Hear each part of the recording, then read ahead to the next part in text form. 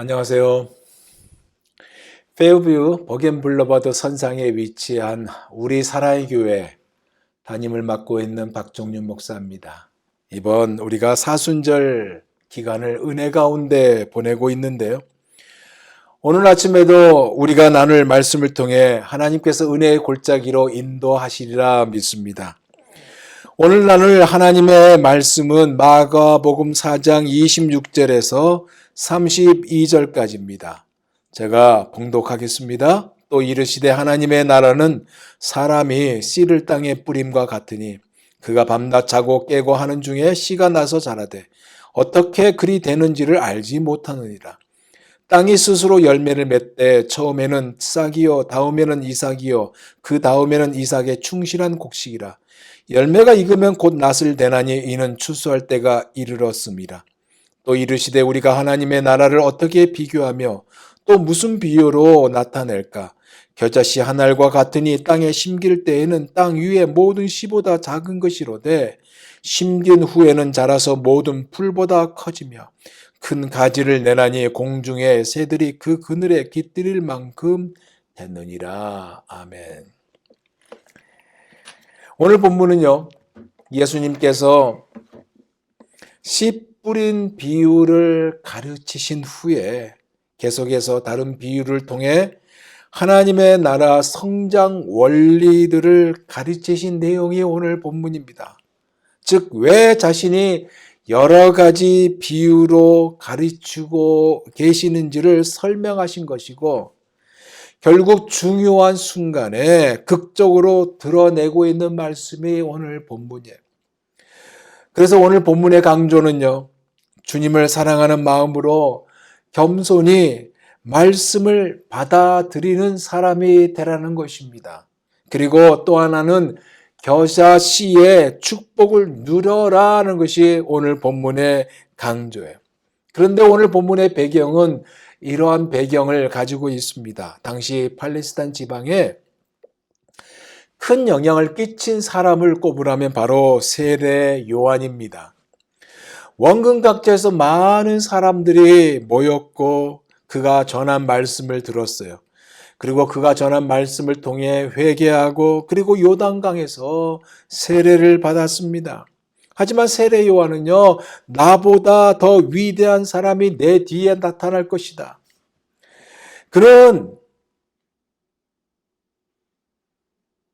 신들매, 내가 즉 신들매로 풀기 감당하지 못하는 분이고 나는 물로 세례를 주지만 그분은 성령으로 세례를 베푸는 분이다라고 말을 하였습니다.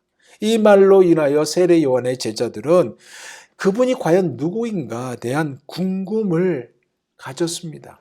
마침 예수님이 나타났어요. 그리고 세례 요한에게 세례를 받으시고 공생애를 시작하셨습니다. 그러면서 이 공생애를 시작했었을 때 세례 요한이, 즉 우리의 스승이 말한 분이 바로 이분이구나 하면서 예수님을 이 요한의 제자들이 따랐습니다.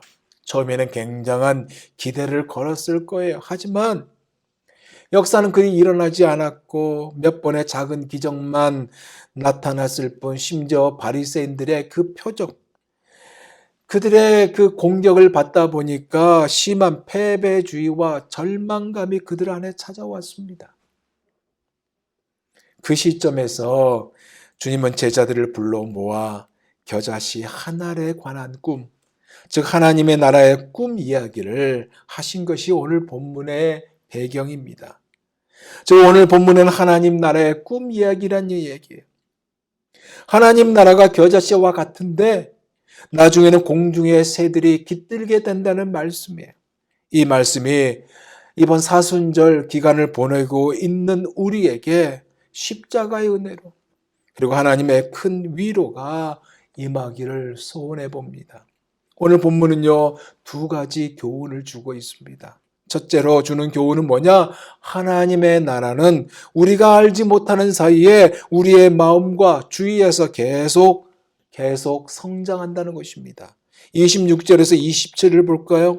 또 이르시되 하나님의 나라는 사람의 씨를 땅에 뿌림과 같으니 그가 밤낮 자고 깨고 하는 중에 씨가 나서 자라되 어떻게 그리 되는지를 알지 못하느니라. 무슨 이야기냐? 하나님의 나라는 사람이 씨를 땅에 뿌림과 같은데 밤낮 자고 깨고 하는 중에 그 뿌려진 씨가 싹이 나고 자라게 된다는 것입니다. 즉 말씀의 씨가 뿌려지면요, 우리가 알지 못하지만 우리는 알지 못하는 그 가운데 그 씨가 싹이 나고 자라나게 된다는 거예요. 왜냐? 그 이유는 뿌려진 그 씨 안에는 생명이 있고 하나님께서 자라게 하시기 때문에 그렇습니다. 그런데 이것은요, 그냥이 되는 게 아니에요. 그냥이 아니라 말씀을 들어야만 되는 것입니다. 원하기는 우리가 하나님의 말씀을 듣기를 애쓰는, 힘쓰는 우리가 되기를 원합니다. 하나님의 말씀의 씨가 뿌려져서 싹이 나고 자라나고 생각이 나게 하고 회복되는 역사가 가득하기를 원합니다. 말씀을 준비하다가 이 찬양이 생각났어요. 우리가 잘 아는 찬송이죠. 내 평생에 가는 길 순탄하여 늘 잔잔한 강 같은지 큰 풍파로 무섭고 어렵든지 나의 영혼은 늘 편하다. 내 영혼 평안해. 내 영혼 평안해. 내 영혼 평안해. 우리가 가장 사랑하고 잘 아는 찬송 아닙니까? 이 찬송을 작사한 자는 스태포드 뉴욕 출신의 변호사입니다. 성공한 변호사예요. 그는 무디 전도단의 재정 후원자였고 무디 목사의 세계적인 사역을 도운 자였습니다. 그러면서 자신이 섬기는 교회의 집사였고 이 찬송은요, 그의 신앙 고백입니다. 어떤 내용입니까? 그가 하루는 시카고 돈을 벌었기 때문에 그 미시간 호수 그 호반에다가 별장을 짓게 됩니다. 근데 별장을 다 지었지만 시카고 대화재로 인하여 그 집은 순식간에 주저앉고 말았습니다. 잿더미가 되고 말았어요. 그 사건이 일어나기 전 1년 전에는 4살 된 아들을 잃게 됩니다. 열병으로 잃게 돼요. 그를 하늘나라에 먼저 보내지 않습니까? 그때 그의 나이가 45세. 감당할 수 없는 일을 연거푸 겪은 그에게 의사가요, 여행을 추천했고 의사의 말에 의해서 유럽 여행을 계획하게 됩니다. 마침 영국에서 무디 목사님의 부흥회가 있다고 해서 은혜도 받고 쉼을 얻고자 영국으로 떠나가려고 하는 찰나에 꼭 처리해야 할 업무가 갑자기 생겨서 아내와 어린 4딸을 먼저 보내고 그는 나중에 파리에서 만나기로 하고 먼저 보냅니다. 아내와 아이를 태운 이 배가 여객선이 잘 가다가요, 대서양 어느 지점에서 영국 범선 로크원과 정면 충돌을 하게 돼요. 그래서 그 충돌로 인하여 그의 11살, 9살, 5살, 2살 난 딸들을 다 물에 빠지게 합니다. 다 죽어요. 이 소식을 아내가 급전하죠. 혼자 살아남았음. Saved alone. 그가요, 이 전보를 받고 밀려오는 감정을 추스리며 아내를 만나기 위해 급히 영국으로 가는 배를 올라탑니다. 그리고 비극적인 이 사고의 지점에 다다랐을 때 바다를 쳐다보며 하나님을 원망해요. 그 원망한 마음을 어찌할지 모르는 가운데 절규하게 됩니다. 하나님 왜 저입니까? 주님의 일에 가장 귀하게 여겨서 섬겼던 저 아닙니까? 주님을 사랑했고요. 그런 저에게 왜 이런 고통을 주십니까? 라고 저는 이제 어떻게 살아야 합니까? 라고 밤새도록 절규합니다. 근데 답이 없어요. 얼마나 힘들겠어요. 마치 이런 찬양하고 같아요. 왜 나만 겪는 고난이냐고.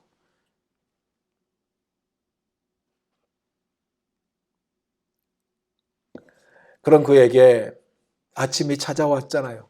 동트는 햇살이 선실 창가로 쏟아졌습니다. 그때 평강의 예수님이 그에게 찾아왔어요. 그리고 열왕기하 4장 26절 말씀이 떠올라오게 했습니다. 바로 이 말씀이에요. 너는 달려가서 그를 맞아 이르기를 너는 평안하냐? 내 남편이 평안하냐? 아이가 평안하냐? 하라 하였더니 여인이 대답하되 평안하다. 여러분, 이 말씀은요, 수넴 여인이 사랑하는 아들이 죽어서 엘리사를 찾아왔을 때 엘리사가 사환 게하시를 통해서 물었던 질문입니다. 그 여인에게 물은 질문이 이 말씀이에요. 평안하냐? 스테포드 마음에 이 음성이 들었습니다. 스테포드야, 넌 평안하냐? 너에게 평안을 주려고 내가 너를 위해서 죽었단다. 이 평안이라는 단어가요, 그의 머릿속을 때렸습니다. 맴돌았어요. 몸부림치던 그에게 평강의 왕이신 예수님이 찾아와 참 평안을 주셨습니다. 그리고 작은 소리로 하나님이 주신 이 평안을 읊조렸고 펜을 들어 자신의 마음을 이렇게 써 내려갔습니다. 내 인생길에 강같은 평화가 흘러들 때에도, 거친 파도 같은 슬픔이 몰아칠 때에도 내 운명이 어떻든지 주님은 난 이렇게 말하도록 가르치셨네. 평안해요. 평안해요. 내 영혼이 평안해요. 하나님의 말씀의 씨가요, 그에게 뿌려졌기 때문에 상황은 절망적이었지만 싹이 나고 자라나고 생각나게 하고 회복의 자리로 인도받은 것입니다. 이사야서 51장 10절 말씀이잖아요. 두려워하지 말라, 내가 너와 함께함이라. 놀라지 말라, 나는 내 하나님이 됩니다. 내가 너를 굳세게 하리라. 참으로 너를 도와주리라. 참으로 나의 의로운 오른손으로 너를 붙들리라. 그 말씀이 같이 오버랩된 거예요. 사랑하는 여러분, 힘든 가운데 보내신 여러분이 계신다면 여러분에게 이 은혜가 예수님의 평안이 가득하기를 예수 그리스도 이름으로 축원드립니다. 두 번째는요, 하나님 나라의 이 성장이 그리 기대한 만큼 빨리 일어나지도 않는다는 것입니다. 28절을 볼까요? 땅이 스스로 열매를 맺되 처음에는 싹이요 다음에는 이삭이요 그 다음에는 이삭의 충실한 곡식이라. 뿌려진 씨가요, 처음에는 싹으로 그 다음에는 이삭으로, 이삭이 되면 곡식이 충분히 익을 때가 되도록 기다리고 그리고 추수한다는 것입니다. 예수님이 왜 이 비유를 말씀하신 것일까요? 말씀이요, 한 영혼 속에 들어가 하나님 나라가 아무리 놀랍게 시작되어도 완성품이 즉시가 아니라 뜨거운 햇볕과 거센 비바람을 견디면서 싹이 나오고 이삭으로 자라나고 결국 충실한 곡식으로 존재된다는 말씀인 것입니다. 이것을 설명하신 말씀이 바로 그 유명한 겨자씨 비유 30절에서 32절 말씀 아닙니까? 또 이르시되 우리가 하나님의 나라를 어떻게 비교하며 또 무슨 비유로 나타낼까? 겨자씨 한 알과 같으니 땅에 심길 때에는 땅 위의 모든 씨보다 작은 것이로되 심긴 후에는 자라서 모든 풀보다 커지며 큰 가지를 내나니 공중의 새들이 그 그늘에 깃들일 만큼 되느니라. 무엇일까요? 하나님의 나라는 겨자씨처럼 지극히 작게 시작한다. 그러나 그것이 자라서 모든 풀보다 커지며 큰 가지를 내게 되어 공중의 새들이 그 그늘에 깃들일 만큼 된다. 이 말씀이에요. 비록 우리의 삶이 겨자씨같이 겨자씨처럼 보잘것없다 하더라도 하나님을 믿고 순종하면 새들이 깃들 만큼 위대한 삶을 살 수 있다. 이 말씀이에요. 이 말씀이 여러분의 삶을 복되게 하시고 평생 잊지 못한 은혜로 가득하시기를 예수 그리스도 이름으로 축원드립니다. 이제 말씀을 마무리합니다. 그러면 오늘 말씀이요, 우리의 삶에 적용하려면 어떻게 해야 될까요? 첫째로 하나님의 말씀을 듣고 들을 때 읽을 때요 항상 겸손히 받고 묵상해야 한다는 것입니다. 즉 하나님의 말씀이요 우리의 삶에 있는 자, 우리의 삶 가운데 있는 자가 되어야 한다는 것입니다.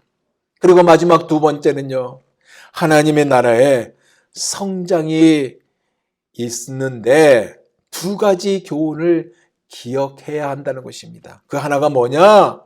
하나님의 나라는 조용히 계속해서 성장하기 때문에 낙심할 필요가 없다는 것이고요. 조급해하거나 또한 두려워할 필요가 없다는 것입니다. 그러니 어려움이 찾아와도요. 포기가 아니고요. 전진이고요. 고난의 시대를 견뎌내라는 주님의 말씀인 것입니다.